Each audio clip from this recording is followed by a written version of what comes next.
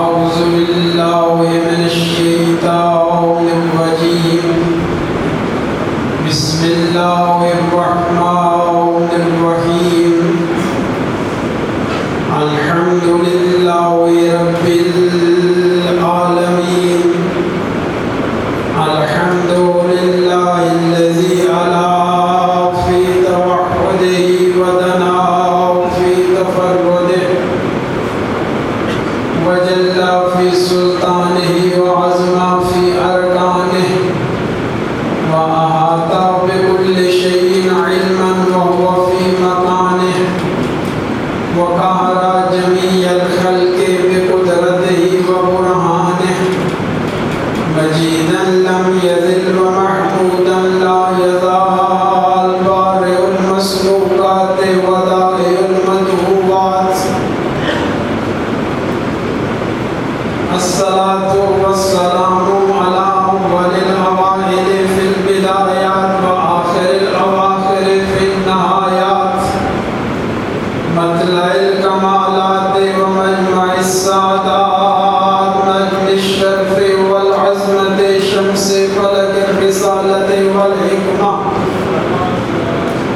خاتم المرسلين وسلطان المسلمين وإمام المؤمنين سيدنا ومولانا أبي القاسم محمد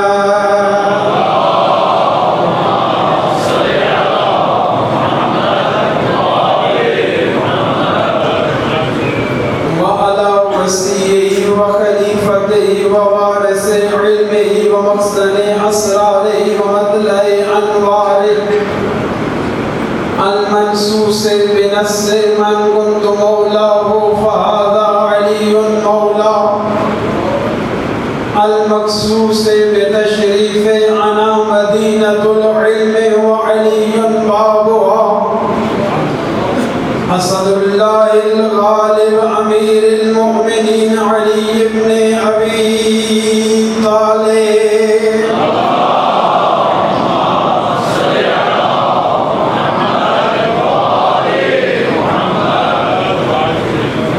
السيدة الجليلة الصديقة الطاهرة المطهرة القمر القمراء الدرة البيضاء اللمعة اللمعاء الحورة الإنسية فاطمة الزهراء سيدة نساء العالمين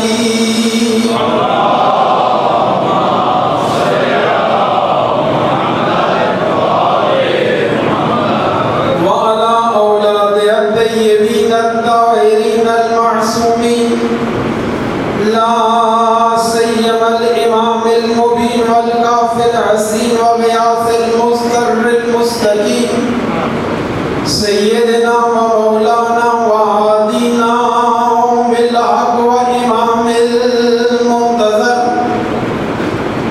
ولعنة الله على أعدائهم أجمعين من يوم عداوتهم إلى يوم الدين أما بعد فقد قال الله تعالى في كتابه المجيد وفرقانه الحميد وقوله الحق بسم الله الرحمن الرحيم إنما يريد الله ليذهب عنكم الرجس أهل البيت ويطهركم تطهيرا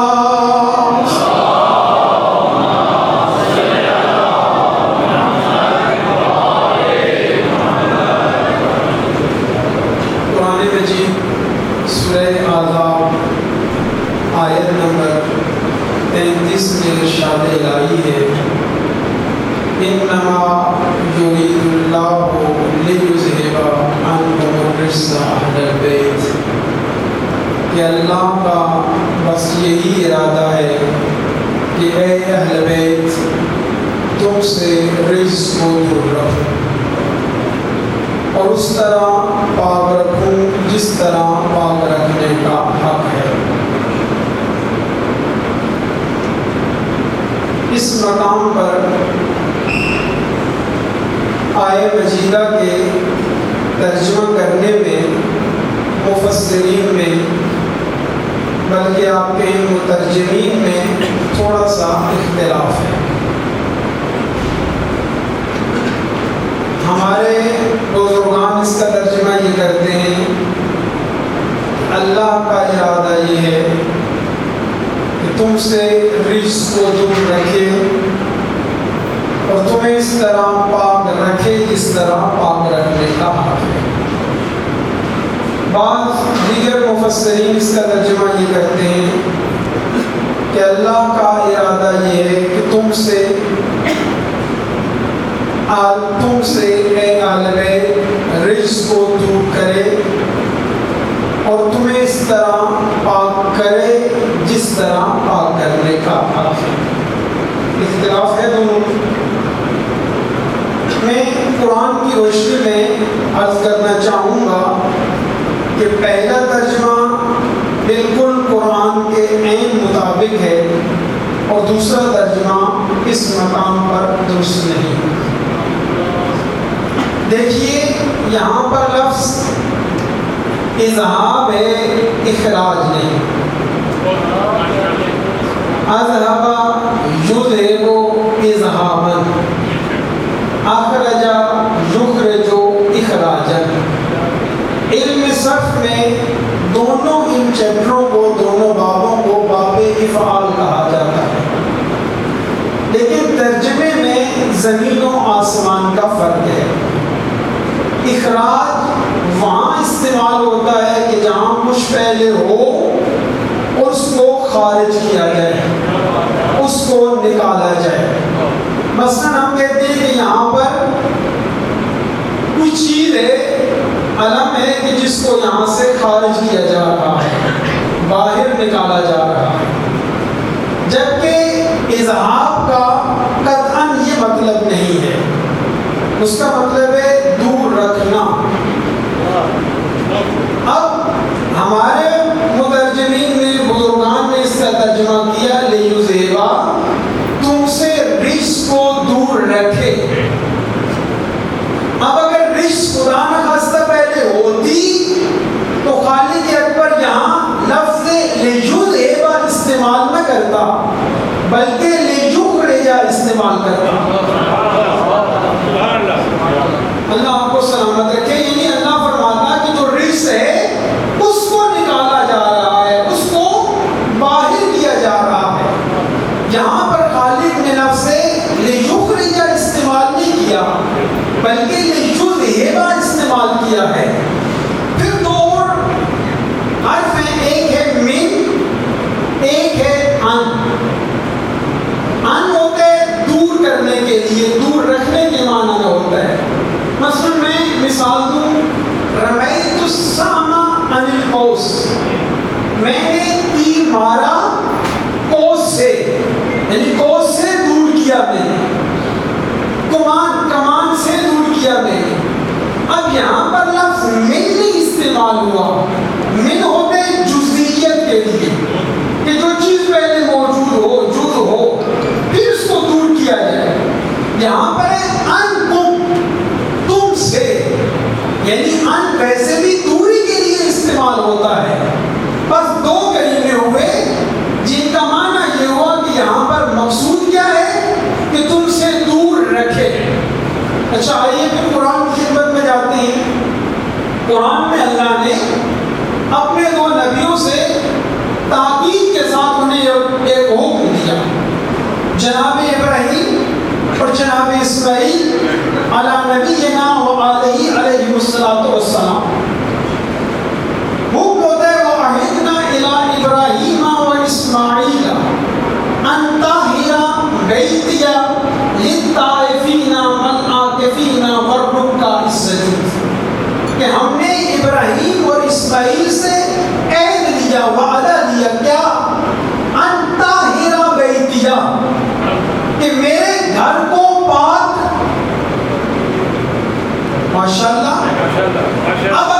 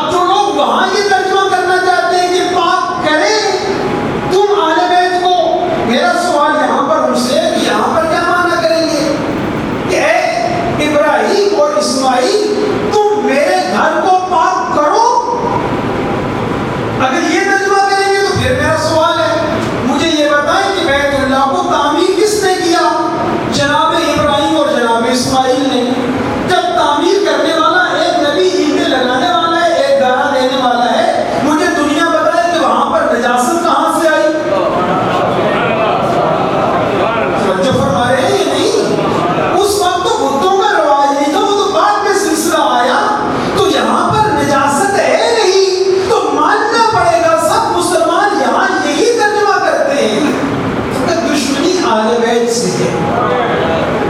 یہاں پر یہی ترجمہ کرتے ہیں کیا کہ میرے گھر کو پاک رکھو، وہاں پر اگر ڈنڈی مار دیتے ہیں کہ پاک کرنے والی مراد ہے نا۔ اچھا پھر دوسری آیت پڑھتا ہوں، جنت میں کیا ہوگا؟ پاک حوریں ملیں گی، لفظ ہے ان کے لیے مطہرہ، طاہرہ یطہرو تطہیرا و مطہرہ، اس میں مفعول ہے مطہرہ۔ اب یہاں پر کیا ترجمہ کریں گے؟ بالکل وہی مادہ ہے۔ آیا وہ حوریں ملیں گی جو پاک کی ہوئی ہوں گی؟ قطعاً ایسا نہیں، وہ حوریں ملیں گی جن کو پاک رکھا ہوا ہے اللہ نے۔ تو میرے مسلمان بھائیوں، جب قرآن کے باقی جگہوں پر یطہرہ مطہرہ کا ترجمہ یہ کرتے ہو کہ اللہ پاک رکھے، تو یہاں پر کیوں نہیں ترجمہ کرتے؟ صلوات پڑھیں محمد۔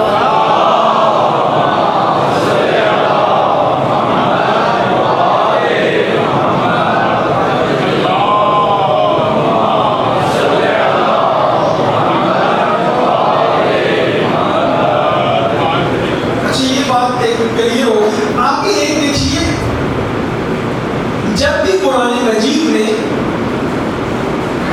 لفظ یرید فعل کا فاعل اللہ استعمال ہو، اس بات کو سمجھیے گا اور پاس رکھیے گا، چونکہ بعد والی گفتگو کے لیے بہت زیادہ مفید ہے۔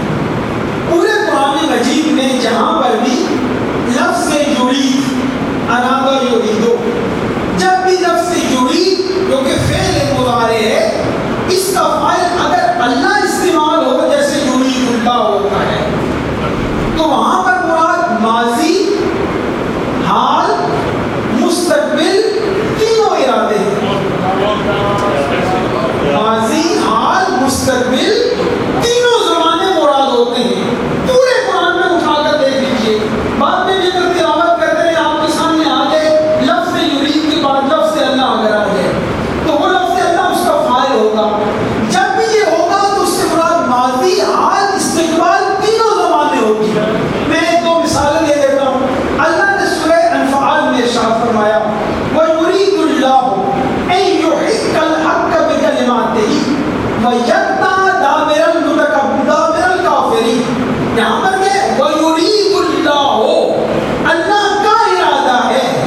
اب یہاں پر بھی لفظ یرید کے بعد لفظ اللہ استعمال ہوا ہے۔ اب اللہ کا کیا ارادہ ہے؟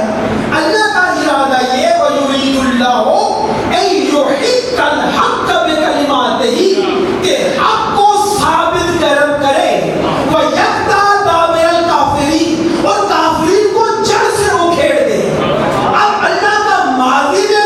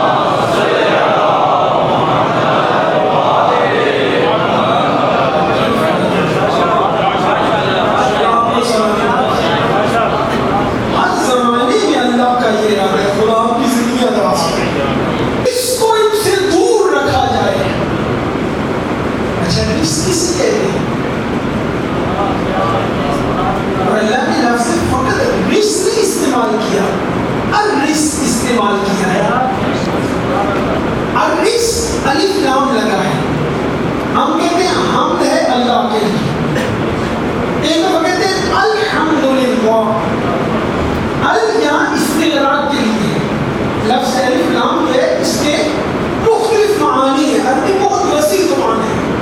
جنس کے لیے، آپ کے لیے، استغراق کے لیے. جہاں پر الحمد میں الف لام استغراق کے لیے ہے. استغراق مطلب کیا؟ جتنی بھی حمدیں ہیں وہ اس میں شامل ہیں. ہم ایک دفعہ فقط حمد کہتے ہیں، ایک دفعہ الحمدللہ، تمام حمدیں اللہ کے لیے. یہاں پر بھی لفظ رجس نہیں ہے، الرجس ہے. آپ کی زندگیاں درست ہو گئے. الرجس ہے مطلب کیا؟ یعنی جو رجس ہے، جس پر بھی لفظ رجس تھا. دیکھیے ویسے خود ہی لفظ رجس بڑا عام تھا، آدمی کو شامل ہو جاتا، لیکن اللہ نے الف لام لگا کے استغراق کا یہ فرما دیا کہ کوئی رجس ایسی نہیں ہے جو ان کے نزدیک آئے. اچھا رجس کیا ہے؟ آئے قرآن سے پوچھتے ہیں. تو اللہ نے سورہ معاہدہ میں ارشاد فرمایا یا ایھا الذین آمنوا انما الخمر والمیسر. یا ایھا الذین ایک صلوات پڑھے پیاری سے.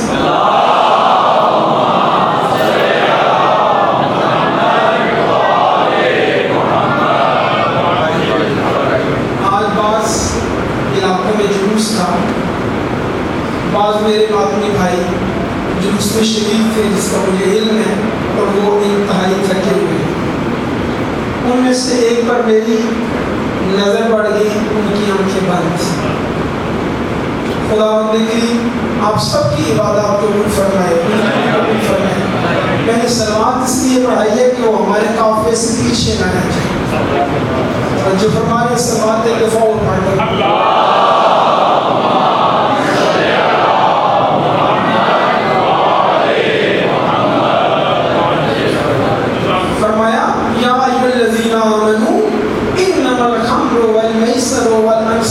والأزلام رجس من عمل الشیطان فاجتنبوه لعلکم تفلحون. اے ایمان والو، انما الخمر، شراب رجس ہے، بتوں کی پوجا کرنا رجس ہے، جوا کھیلنا رجس ہے، تیروں کے لیے فعال نکالنا رجس ہے. اس کو اللہ رجس کہہ رہا ہے. یہ سورہ انعام، پھر اللہ نے یہ سورہ معاہدہ، پھر اللہ نے سورہ انعام میں ارشاد فرمایا إلا أن يكون ميتة أو دما مسفوحا أو لحم خنزير فإنه رجس. فرمایا خون رجس ہے، خنزیر کا گوشت رجس ہے.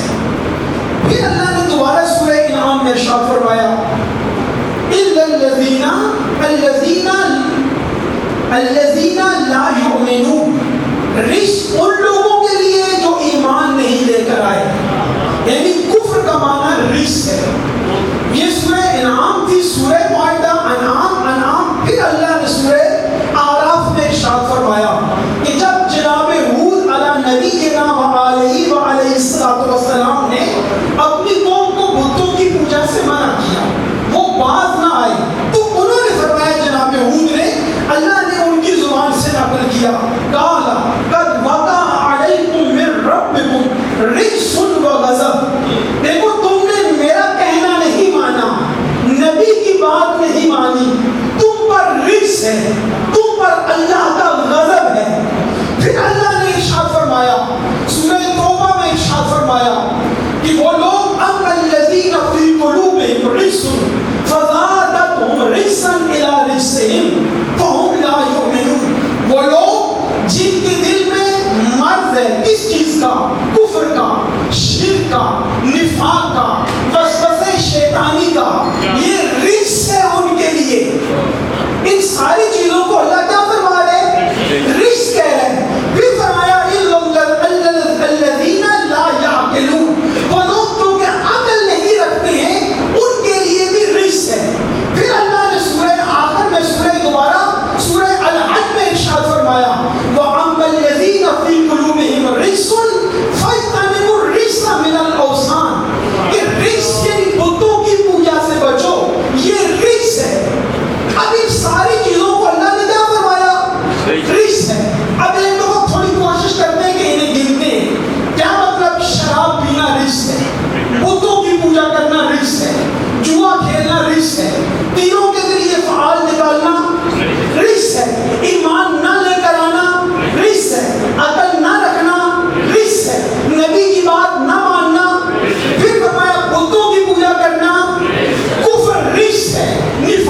رجس ہے، شرک رجس ہے.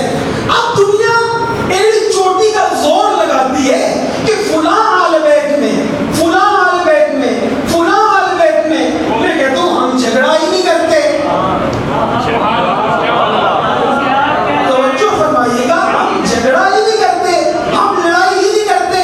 کیوں؟ اس لیے کہ مذہب جو ہمارا مذہب ہے یہ عقل کا مذہب ہے، منطق کا مذہب ہے، قرآن کا مذہب ہے. اب اللہ یہ کہتا ہے کہ آل بیت نبی وہ ہیں کہ جن کے قریب رشت نہ ماضی میں آئی ہے نہ حال میں ان کے قریب رشت آئی ہے اور نہ قیامت تک ان کے قریب رشت آئی ہے. اب اللہ نے رشت کس کس چیز کو کہا؟ اللہ آپ سب کی زندگیاں دراز فرمائے. میں کہتا ہوں آپ آئیں قرآن کی خدمت میں، آپ آ کر دیکھیں کس کس کو رشت کہا. تو جتنی چیزیں ہم نے گنی یہ ساری رشت ہیں. اب آل بیت وہ ہوں گے کہ نہ ماضی میں ان کے قریب بتوں کی پوجا گئی ہو، نہ ماضی میں انہوں نے شراب پیا ہو، نہ پیروں کے ذریعے فعال نکالے ہو، نہ بتوں کی پوجا کی ہو، نہ جوا کھیلا ہو. توجہ چاہ رہا ہوں، نہ کبھی نبی کی بات کا انکار، نہ کبھی بے ایمان رہے ہو، نہ کبھی بے عقل رہے ہو. اب میں کہتا ہوں جو آل بیت کہلوانا چاہتے ہو ان سے یہ چیزیں دور کر کے دکھاؤ. اب جن سے یہ دور ہوں گی وہ آل بیت ہوں گے.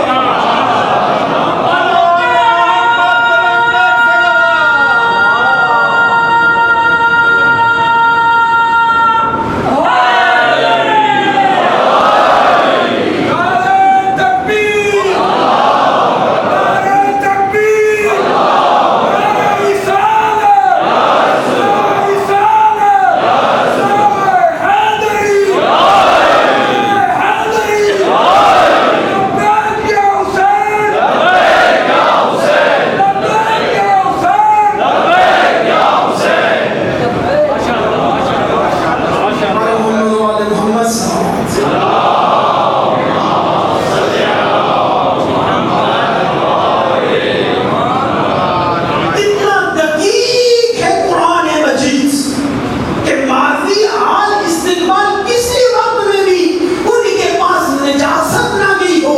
میں کہتا ہوں دنیا آ کر دیکھے نا جن کے لیے کوشش کر رہی ہے مجھے بتائیں وہ جوانی میں کیا تھے. ساری باتیں چھوڑ دو، کم از کم 2 سال تو ماں کا نجس دودھ پیا ہوگا. ایسے لے کر آؤ کہ قرآن جن کی عصمت کا قصیدہ پڑھتا ہے اور اللہ فرمایا کہ میں نے دور کیا. کتنا دور کیا، کتنا رشتے سے دور رکھا اللہ نے، کتنا ان کو پاک کیا. آئیں قرآن سے پوچھتے ہیں.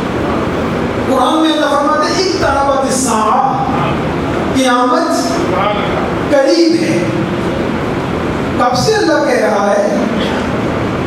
پاک نبی سے کم از کم شروع ہوا، اس سے پہلے بھی سارے انبیاء کہتے آئے، ڈراتے آئے اس وقت سے قیامت قریب ہے، قیامت قریب ہے. ہمارا نبی اور اس کے بعد قرآن تو ابھی تک ہے نا، اس میں بار بار یہ آیا قیامت قریب ہے. اچھا قیامت آ گئی؟ بولے تو صحیح. قریب جو ہے توجہ چاروں میں اللہ کا قریب دیکھنا چاہتا ہوں. جب قریب سمجھیں گے تو پھر دور کو سمجھنا. سلامت رکھے. اللہ فرماتے ہیں قیامت قریب ہے اور نبی نے بھی فرمایا، سب نے کہا قیامت قریب ہے، لیکن وہ قریب ابھی تک نہیں آیا. اور میں کہتا ہوں جس کا قریب اتنا دور ہے اس کا دور کتنا دور ہوگا.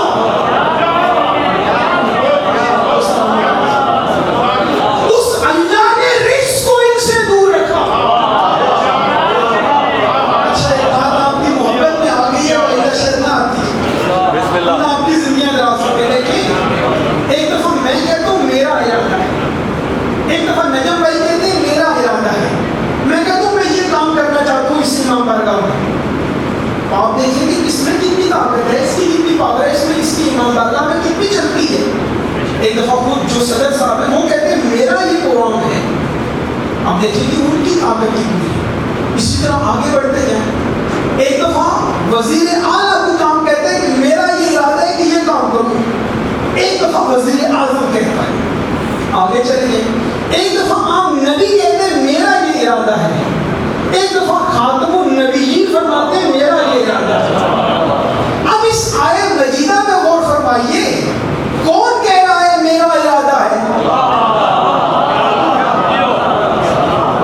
اب اس آیت مجیدہ میں غور فرمائیے, کون کہہ رہا ہے؟ میری بات نہیں ہے, وزیر اعظم کی بات نہیں ہے, نبی کی بات نہیں ہے, یہ اللہ کی بات ہے. اب دنیا سوچے کہ پہلے اس اللہ میں کتنی طاقت ہے,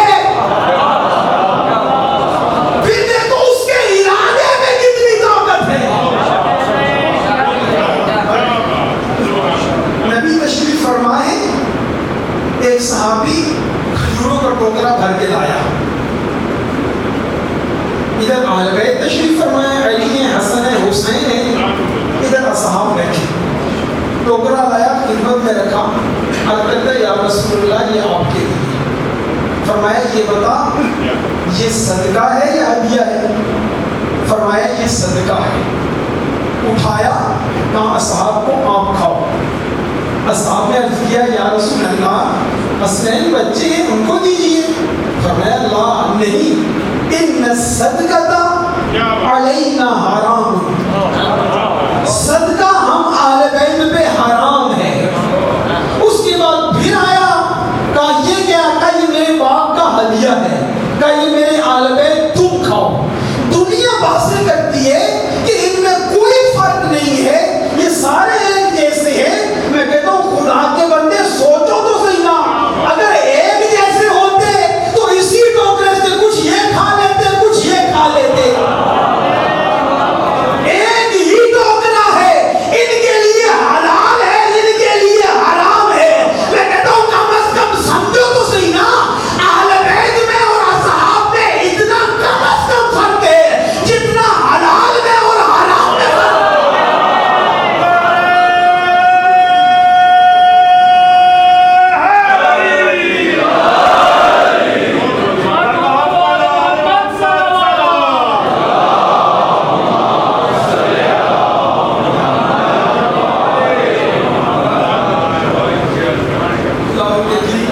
ہم سب کو نور عرفان عطا فرمائے, نور معرفت اہل بیت عطا فرمائے. آج 6 کی شب ہے. میں نے پہلے بھی دعا مانگی تھی, پھر دعا مانگ رہا ہوں. جہاں جہاں قضا خانے ہیں خدا پاک سب قضا خانوں کو سلامت رکھے, اور قضا خانے کے جو انتظام کرنے والے ہیں جہاں جہاں بھی ہے, خصوصاً اس میں برکات, اللہ ہم سب کو سلامت رکھے.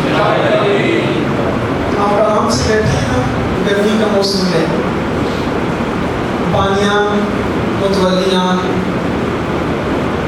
پورا سال کوشش کرتے ہیں انہی ایام کے لیے کہ غریب زہرا کے یہ ایام اچھے سے اچھے گزر جائیں.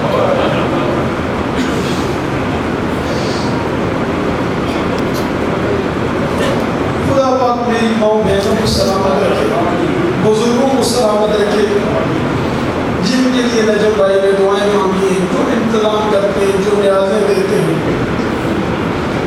اللہ پاک جوانوں کی زندگیاں دراز فرمائے, آپ سب کی نیازات قبول فرمائے. کوشش ہماری یہ ہوتی ہے کہ یہ دن بڑے اچھے گزر جائیں. کیوں؟ تاکہ آپ کا ذاتی بطول ہم سے راضی ہو جائے, رسول ہم سے راضی ہو جائے. بڑے آرام سے آپ تشریف فرمائیں. خدا کرے اسی طرح آباد رہے یہ سارے اللہ خانے. لیکن شریفوں, غیوروں, عزاداروں, جن کو رونے آئے ہو نا, وہ کربلا میں دشمنوں کے لڑے میں گر گئے. یہ اندازہ اگر کچھ کر سکتے ہیں تو ہم کر سکتے ہیں, دنیا نہیں کر سکتی. ہم بھی صحیح طرح اندازہ نہیں کر سکتے. کہ اہل بیت نبی پر کتنا مشکل وقت گزرا. جب چلے تھے نا مدینہ سے, اہل کوفہ بار بار خط لکھ رہے تھے, حسین ہماری طرف تشریف لے آئے, ہماری تلواریں حاضر رہیں, باغوں میں میوہ جات پکے ہوئے ہیں, ہم حاضر ہیں. بہت زیادہ تعداد میں خط لکھے. آخر علی کے لال نے مجبور ہو کر مسلم سے کہا, مسلم بھائیا تم کوفے جاؤ, جا کر ماحول کا جائزہ لو, اگر حالات سازگار ہو مجھے خط لکھ دینا, پیچھے سے میں بھی آ جاؤں گا.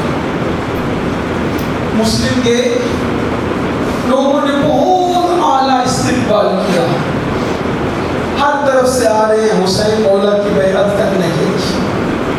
بعض روایات میں 18,000, بعض میں 25,000 لوگوں نے بیعت کی.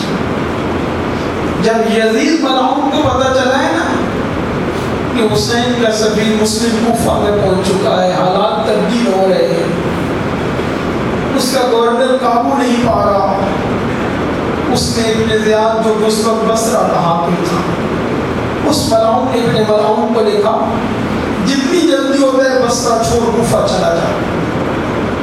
لوگ انتظار میں تھے. جناب مسلم نے بتایا نا تھا کہ حسین مولا آ رہے ہیں. یہ ملعون ابن زیاد رات کے وقت کوفہ میں داخل ہوا, چہرے پہ نقاب ہے, وہی نقاب جو بنو ہاشم کا لباس تھا.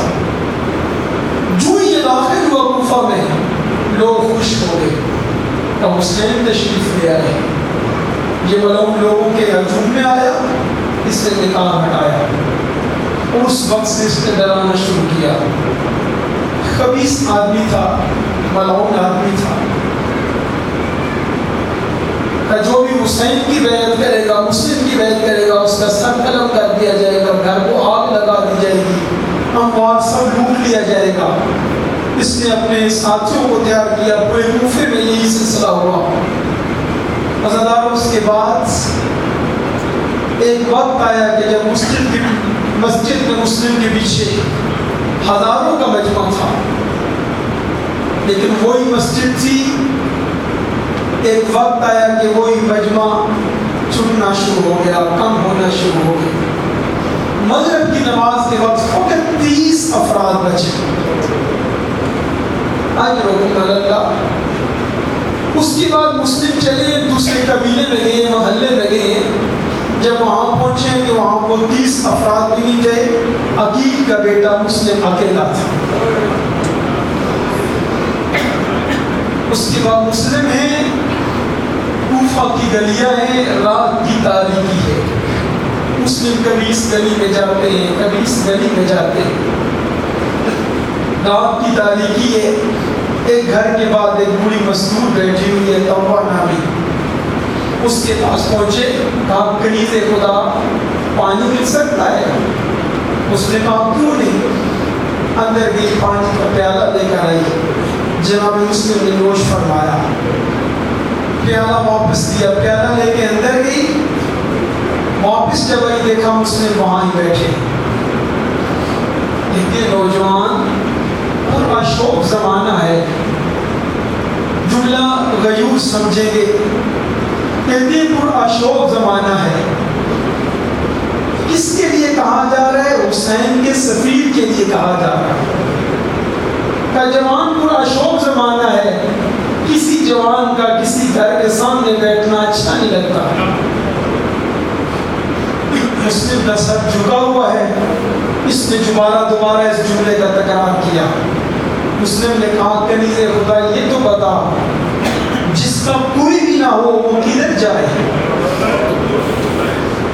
لیکن کیا مطلب ہے, کیا کہنا چاہتے ہیں آپ؟ کتبا میں حسین کا سفیر ہوں, مسلم میرا نام ہے, کوفہ والوں نے مجھ سے بے وفائی کی ہے, میں اکیلا رہ گیا ہوں. اجرکم اللہ. سوائے اس رب کی کوئی غم نہ دیکھو. ہاں ذرا ہم اتنا ہی گریہ کریں گے جتنا شہزادی کو منظور ہوگا. ہاں ذرا مسلم نے تناول نہیں کیا، ساری رات مصلی عبادت پر۔ صبح کا ٹائم ہوا، اس کے بے شعور بیٹے نے شکایت لگائی، فوج گلی میں داخل ہوئی۔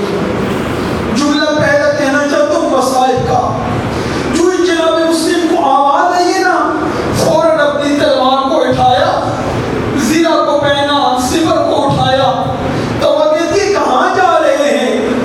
کعبہ گھوڑوں کی آواز آ رہی ہے، میں نہیں چاہتا کہ تیرے گھر میں گھوڑوں والے داخل ہو، دشمن داخل ہو۔ میں کہتا ہوں مسلم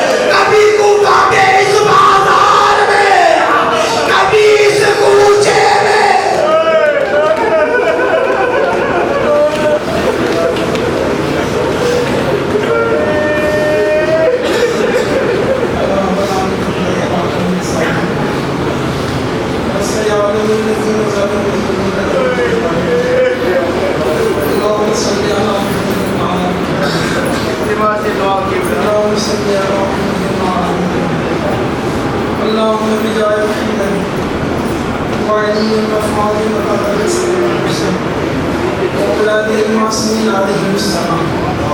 کریم اللہ ہماری قریب سے عبادت قبول فرما. ہم سب کے صغیرہ کبیرہ گناہ معاف فرما. ہمیں گناہوں سے بچنے کی توفیق عطا فرما. صحیح معنی میں اپنی اور محمد وعلی محمد کی معرفت نصیب فرما.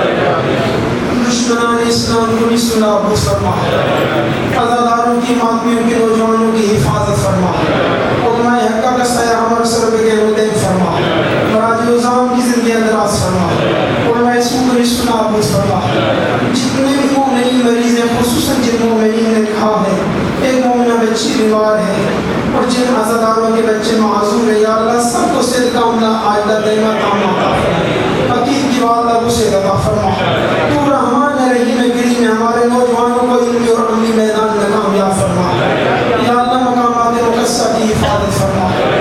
اس کورونا کی وبا کو تمام مومنین سے دور فرما. اربعین مولا کی بارگاہ میں کرنے کی توفیق عطا فرما. ہمارے ایمان کو ہم سے راضی خوشنود فرما. ہمارے ایمان کا ظہور جلد فرما.